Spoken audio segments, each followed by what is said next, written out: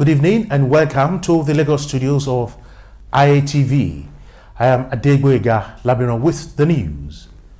The governorship flag bearer of the Alliance for Democracy, AD, in Lagos State at the just concluded governorship polls, Owolabi Salis, has approached the Election Petition Tribunal sitting in Ikeja to demand that the governor-elect of the state, Babajide Sanwo-Olu of the All Progressive Congress, ABC, should not be sworn in as the governor of the state come May 29th. Salis, who approached the tribunal in the early hours of the day, filed an interlocutory motion seeking to halt the swearing-in of a governor-elect on the grounds that he allegedly lied under oath on his health status, amongst other claims. I'm here at the tribunal to file a motion, an interlocutory motion to stop the swearing-in of Babajide Sanwo-Olu on May 29 for three reasons. Number one, by reason of insanity, because the Constitution says that whoever is insane or of sound mind cannot occupy the position of governor of any state. He claims that the governor of the state, Akinwumi Ambode, had said in a statewide broadcast that the governor-elect had been convicted sometimes in the past and as such is unfit to be the governor of the Nigerian state of Lagos, going by the provisions of the Constitution. That you have to swear an oath. So, and two of the questions in the nomination form is: have you ever been convicted, of felony or any arrest or convicted before? So, if the answer is yes, then how long? Still not qualified. If the answer is, if his answer is no, that means it's not. It's just lied under the oath or committed obstruction of justice or perjury. So another question is: are you of an unsound mind, or maybe declare somewhere as an unsound mind? If his answer is yes in the nomination form, that means he's not qualified. If the answer is no, that means he lied on a oath. These are vital issues, when it comes to determining who is the governor. Noted that the deputy governor-elect should also not be sworn in into office, hence the mandate upon which he emerged is faulty. He wants the judiciary to rise up to the occasion and save what he called an imminent danger of having a wrong person sworn in into power. Our human rights lawyer, Femi Falana, has called on President Muhammadu Buhari to toe a true democratic path in his second term in office by respecting the rule of law at all times. Falana, who spoke to journalists during the 30th anniversary lecture of the Committee for the Defense of Human Rights in Lagos, noted that the spirit of impunity exhibited by the Buhari administration in its past term was unacceptable. All the thugs that were arrested and their sponsors are prosecuted. Unless we fight impunity, there's no way we're going to get it right. For journalists who were detained or harassed, we also advised the Nigerian Union of Journalists, Nigerian Guild of Editors, and the Nigerian Proprietors Association of Nigeria to take up such matters. He said the need for sustained fight against impunity was pertinent for the growth and development of the nation's democracy. Reacting on the outcome of the just concluded general elections, Falana noted that it was important that all apprehended electoral offenders were prosecuted in the interest of justice. Zakizaki and his wife are still being detained illegally by the Nigerian state, in spite of the orders of the Federal High Court that they be released on who has been ordered to be granted bail by the Federal High Court, the FCT High Court, and the ECOWAS Court. But the Buhari administration has continued to choose such order. There is also the case of about 56 Cameroonian refugees and asylum seekers who were illegally expelled from Nigeria. He charged Nigerians not to give up on their rights but to remain consistent in the demand for their rights from the government at all times.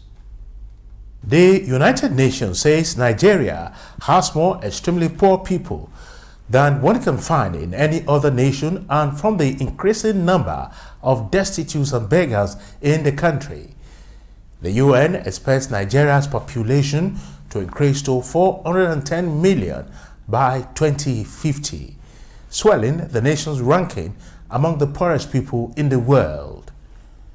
In this report, IATV's Faith Agbetuya takes a look at how the government can give better lives to destitutes in Lagos and Nigeria as a whole.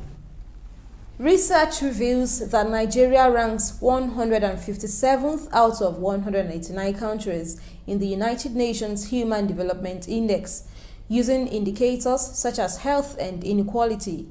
While many Nigerians believe that poverty is fast deepening in Nigeria since oil crashed 4 years ago, causing a rapid growth in the number of beggars and destitutes in the country's major cities, respondents who spoke with IATV News said that the presence of many destitutes in Nigeria, especially on the streets of many cities, show lack of care and concern for the have-nots in the society.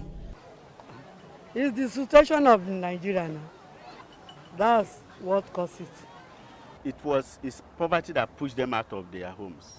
The government did not have plan to alleviate poverty. We only shout. The respondents said that the government need to give a sense of belonging to the less privileged and make the country a safer haven for them, as well as empower them well enough to make ends meet for themselves, their children and their dependents. What I think government can do, especially the young ones, the little ones among them, government can look what can do for them by putting them to the school, educate their parents so that they will go to school. They should look for a job for them to be doing, and then they should find a good place for them to stay, and then should look for a job for them and should be doing something to be doing that will make them to be busy, so that they will leave this place because the environment is too dirty. Therefore, Nigeria is rich enough to take care of their fellow citizens and brothers, now described as destitute, in their own country. A child's rights advocate, Dr. Roma Odum, added that government was not only expected to see to the well-being of all and sundry, but has to as well provide quality education for all classes of people in the country, not minding their background or social standings. Apart from the citizens having their own empathy, helping them to feed, clothing and all of that, but the citizens cannot give them roof over their heads. So that is where government comes in. How can government rehabilitate these people? It's the duty of government to also provide these schools for these children to attend, despite the fact that they live under bridges and on the streets. It is part of UNESCO's law that every country must give its children primary education that is free, up to primary 6. The respondents stressed that destitutes and beggars will reduce in Nigeria if the federal government improve the country's economy to empower all. Faith Agbetuya, IATV News, Lagos. Over now to Osun State, where not less than 769 civil servants have been indicted of certificate infractions in a recent verification exercise in the state. The affected workers were alleged of academic fraud ranging from fake secondary and post-secondary school certificates, NYSC certificates to age falsification. The state chairman of the NLC, Jacob Adekomi, will confirm the allegation, noted that the process of the verification exercise began in 2015. Jacob Adekomi stated that the exercise became necessary as a result of serious allegations that some workers used fake certificates to secure jobs in the state. Precisely last year, beginning of last year, some of our members were alleged to have used fake certificates. The government informed us, and a committee was set up, and that committee that was set up was at the instance of the present governor. He was then the chief of staff, and the committee comprises both the committee was headed by the permanent secretary of finance, Ogulumade, and we were part of the committee. About 6 or 7 members of the union were. The NUT was there, NOGE was represented, my personal self was there, TUC was there, and JSC representative were there. A lot of things were discovered. Some used fake certificates. That is the bitter truth. There are some categories that there are just little misspellings in their names. Others were about age, falsification. A lot of issues came up. Even there was a time the issue of primary school living certificate was involved. So we have to. Komi, however, appealed to the governor of the state to set up a committee to further review the process. The supervisor in the Ministry of Information, Lani Baderiwa, said all relevant stakeholders were involved in the process. Fancy firm was contracted to do the auditing of the certificates of workers in the state. Expectedly, some thought it was going to be an issue by which rationalization of staff will be done, but after the usual talk between the workers leaders and the government, it was very clear to them that it was the certificate infractions that was to be investigated. So they commenced the work.